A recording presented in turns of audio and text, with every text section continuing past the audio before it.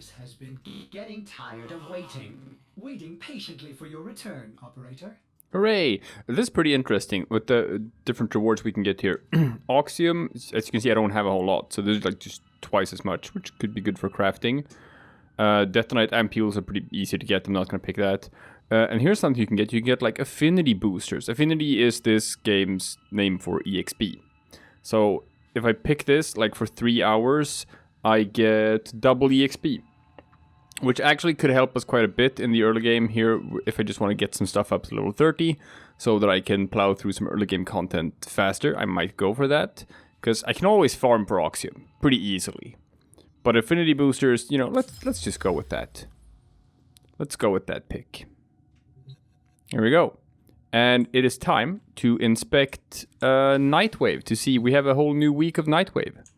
What are this week's challenges? Konzu, the infested boil that once threatened the plains of Eidolon. It has grown back, uglier and more putrid than ever. Remain on standby.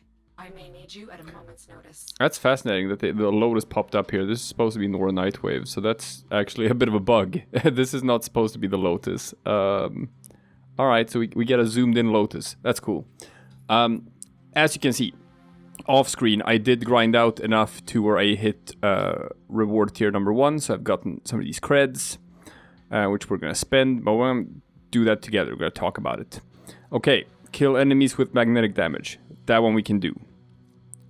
Complete bounties in the plains of Eidolon. Perfect. That's exactly where we were going. Catch fish in the plains of Eidolon. We can do that. Guild a modular item. We will not be able to do this. I'm not going to be able to get a level 30 modular item before the week is up. Not going to happen. Complete 3 rescue missions. Easy peasy. We can do that. Unlock 4 Orkin derelict vaults. Won't be able to do that. We will not get close to the derelict. Complete a defense mission reaching at least wave 20. We'll not be able to do this solo, but if we do like a public game and I get carried by someone else who can just grind through it, this one should be pretty easy. And complete 8 zones of Elite Sanctuary Onslaught. We will not be able to do that. Alright, so we can do 1. That's 9,000. 15,000. 21,000. 27,000. 28,000. And then we're going to get some more dailies as the week goes on. So we're going to get up to like... We're always going to do the dailies. So we're going to get up to like 35,000, about 35,000. So we're at 5,000. So we're going to get 4 levels this week, which means we're going to get 2,000 endo. Great. That's used for upgrading mods. We're going to get robotic slots so we can have more companions. That's great. We're going to get Orkin cells, which we're going to be using to craft stuff. That's great.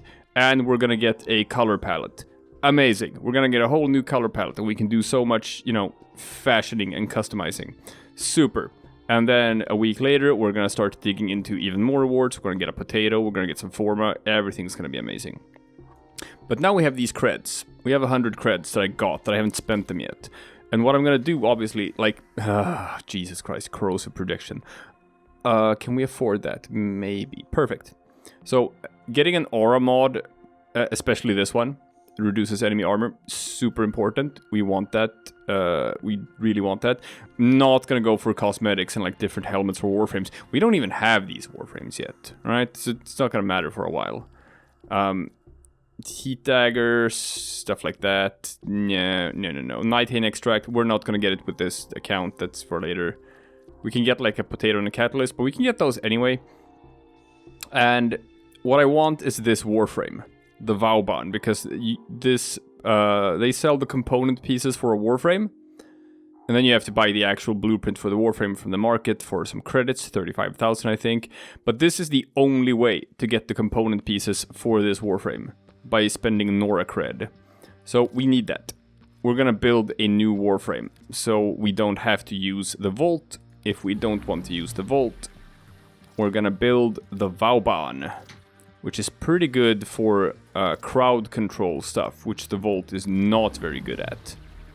Alright, we've bought the component pieces for the Vauban. We still have 25 Nora creds, so we can also get this aura mod.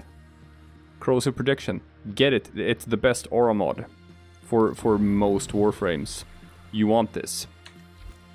Alright, very quick, before we move on with the game. Why do you want this? I will show you why you want this. It increases the base mod capacity of your Warframe. Check this out. Currently, my Warframe has 15 mod slots at rank 15. If I put an aura mod in here, even though it's not the corresponding polarity, see that? Now I have 16 mod slots, so it gives me more. And if I upgrade this to rank 5, it's gonna give me even more mod capacity for my Warframe. We want this. This is really good. So, let's go to our new aura mod. We're gonna upgrade the aura mod. How hard... As you can see, upgrades get like progressively more and more expensive. We don't have enough endo to upgrade it to max rank. You can only get it to rank 4. I'm gonna do that. Bam. So, we need like 250 more endo. Everything in order? And I don't have enough. Like you can just take you can take mods that you don't want to use, and you can want to scrap them. You can dissolve them into endo. As you can see here, you can do that. But I'm still only at 100, so I'm not gonna get enough to upgrade all the way. No, So we were at a mod capacity of 16. Now it's 19. See that? So now I can just wear more mods and stuff, and enemies that I shoot at have 25% less armor. It's fantastic. That's really, really good. I love it. So we've already found like a non-flawed vitality and a non-flawed redirection. So those are good. So I've started upgrading those as well. I guess we can toss in like another flawed mod. Super duper. Now then, what I have done is to be able to do some Nightwave, is that I unlocked the path to Venus, the junction, and did some missions there, but nothing like story related. And for doing that, I got the blueprints for some stuff. So I've started construction on my first companion, which is my Taxon. I can actually start building a piece of the Warframe. I can show you like the time it takes for this. The chassis, we're building it. Shabamzo, 12 hours. So each component piece takes 12 hours. And when I do the actual Warframe itself, that's gonna take 3 days. So here's what you wanna do. You wanna go to Warframes in the market, and then we're gonna find our boy down here, Vauban. See that? See that Isaac Clarke Dead Space looking motherfucker right there? Yeah, that's the guy. We're gonna build a guy. He can trap people in vortexes and lock them in stasis and shit and put traps on the ground. Yeah. So you buy the blueprint. You buy the actual blueprint. And then you get the component pieces from doing Nightwave. See? You need 1 Orkin cell. You need the neuroptics, the chassis, and the systems. And some money. But now I bought that. So now, when we go down to our foundry. See, I have the Vauban here. I can build a Vauban. I just need all these component pieces. I need the chassis, the neuroptics, the systems, and 1 cell. I'm building the chassis. I don't have the resources yet to build the other things. And I don't have any Orkin cells. But Orkin cells, if you remember correctly, attentive viewers, Orkin cells is a Nightwave reward. So we're gonna get those. But for now, we are gonna go to Cetus.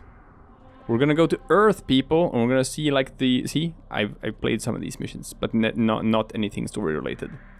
We are gonna go see the remnants of humanity. Let's see what humanity is like now, shall we? What's going on Earth? Ooh, and we can just pick which Cetus want to go to. Doesn't matter. We'll just go to one. This is actually kind of cool. So far, you've only seen the missions that are taking place in these confined zones. We have like, oh, look at this. That's a future space bug. Looks a bit robotic, doesn't it? Ooh. But this is one of the free roaming open world zones in Warframe. And it looks amazing. It's actually a very good looking game. Alright, so I'm sure all of you are wondering, like, we've seen the Grineer, we've seen the Corpus, we've seen the Warframes. What about just, you know, humans? What about normal humanity? Does that still exist? And it does. It does. There are like sort of the remnants of humanity, as you can see here, living in some sort of, I'm not gonna say post-apocalyptic, but the idea with the world is we had this huge, sprawling, aesthetically beautiful, high-tech society called the Awoken civilization, which was, you know, yeah, the Ostron, which was, you know, a sort of post-human thing. Still humanity, still evolved from humanity or whatever. And it's got obvious connotations with, like, Rome, the ancient Roman Empire, and how that got too big for its own good and too lazy and corrupt and whatnot, and just imploded on itself. So it did. So and it was, you know, we'll get into exactly what happened with the Awoken civilization. All suffice to say is that it no longer exists. We can only see the remnants of it, the ruins of Awoken civilization. As here, there's just the debris of what used to be a very high-tech society. They no longer exist. So we have this is a zone, by the way, so that's another player. Check him out. It's Mixa, whatever. He's playing with an Excalibur. I'm a Volt. So yeah, the remnants of human society are just living in the debris of what used to be the Awoken civilization. Basically living in a sort of almost like regressing into a sort of primal sort of society. As you can see here, like they hunt whales, stuff like that, just hunter-gatherer things. And I guess maybe like this provides some sort of defense or whatever, because they're kind of hidden from the world, because otherwise, like, Earth is mainly controlled by the Grineer, as far as I've understood it. And regular humans are kind of just sort of hiding in these little tribal enclaves. But, you know, that's cool. So what we're doing right now is we are entering a human settlement. It's Cetus. Check it out. You can fish. This is the person you talk to if you want to go fish. We're gonna do that. Honey. Yes. So. And they are called the Ostron. Which is funny, because that means ostron means oyster in Swedish. So yeah, we can do some hunting and stuff as well. And here you can see other players, because it's a big hub world. Check it out. All of them are so fancy with their fancy looking Warframes. We are, by comparison, basic bitches. But enough about that. Let's just go over to this map marker and talk to this person who the game wants us to talk to. All right, let's do some questing. Hi, Konzu. Who are you? Swazdo-lah, off-worlder. Interested in working for me? Gotta prove yourself first. Head out on the plains and show me what you can do. Oh, I have to prove myself first. He won't let me do main quest. All right. So there's only one. Yeah, this is not a regular bounty, but sure, I have to prove myself. I wonder if this counts toward my Nightwave completion, right? Because it does technically count as a bounty. As you can see, you can go here every day. They're gonna list up a couple of like just daily bounties you can do. And they have randomized rewards. So you can just run them over and over again until you get the reward you want. As you can see, from the blueprint there, you can actually get component pieces for another Warframe called the Gara, and the Gara is actually very good. Rightio, see you soon. I recommend that if you want to play this game, that you farm for Agara. It is a good Warframe. Go to Tenno. Make him go away, yeah? So what I can do here is I can set this to solo, which I'm gonna do, to ensure that I'm not gonna get other people just joining my game, because that's kind of weird. I prefer to do story missions by myself, because some people otherwise could just have super maxed out overpowered gear, and then they'll just blaze through the mission in a second, and then it's done. Eidolon, the site of an historic battle between the awoken and a great sentient. These plains are a vast graveyard of the sentients who attacked the tower long ago. If local legends are true, you do not want to be out here at night. Oh boy. But then you'd miss out on a story, so I prefer to do it by myself. Look at that. Look at that, that's where the moon is supposed to be. That kind of sucks. Oh well. Let's run out here in the plains of Eidolon and see if we're gonna get a mission.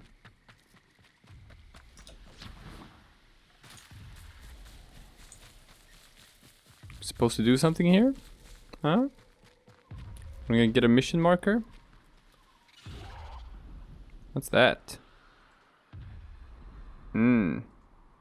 So as you can see, there are like just enemies here that we can't deal with those.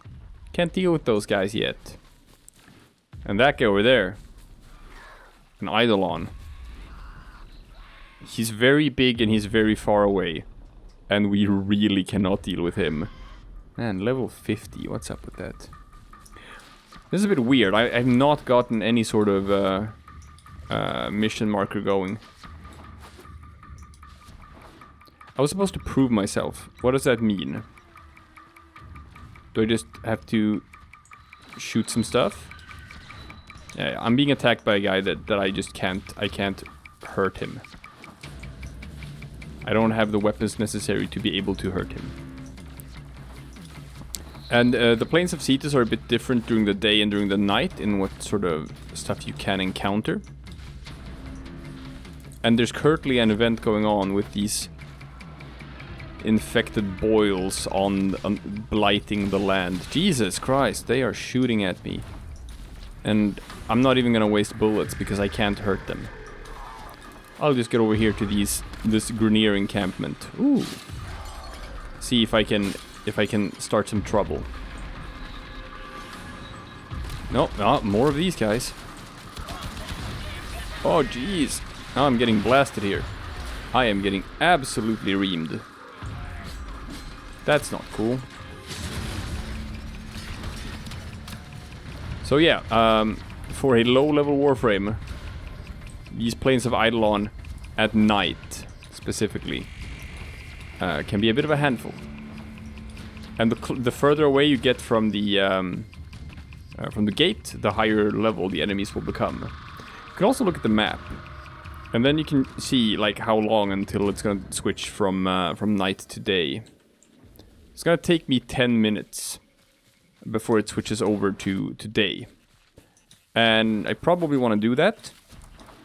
I probably want to do that because it's more manageable. All of these high-level stuff that shoot at me that I can't actually hurt only comes out at night. So, that's what we're gonna do. And through the magic of editing, we're gonna come back here immediately during the day. How about that?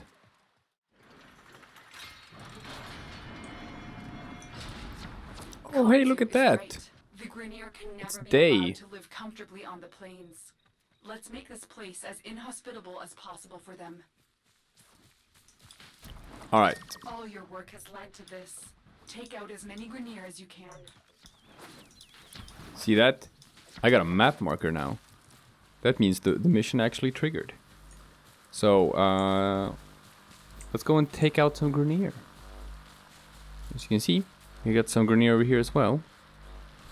but we're actually just gonna go for the map marker.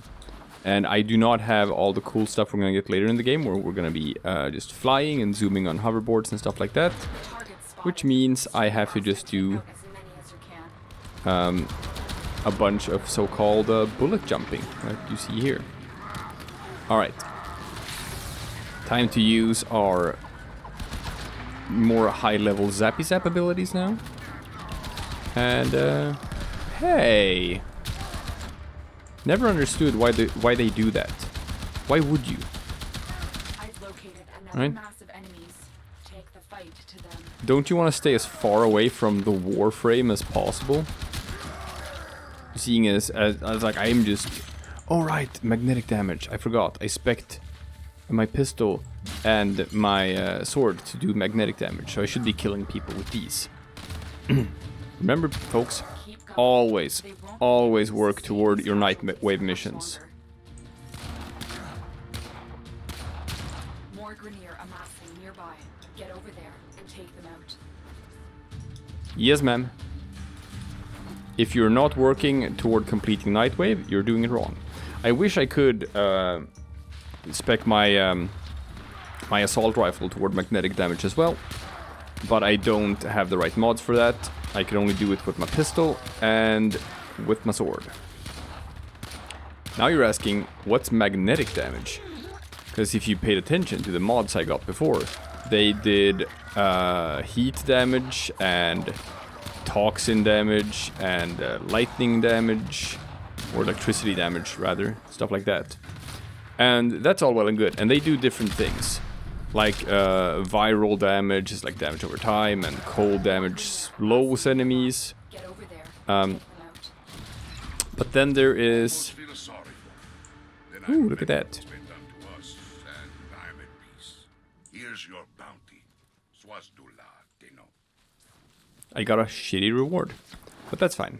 And now I'm supposed to return to Cetus. But then you also have damage types which are done by combining different elements with each other.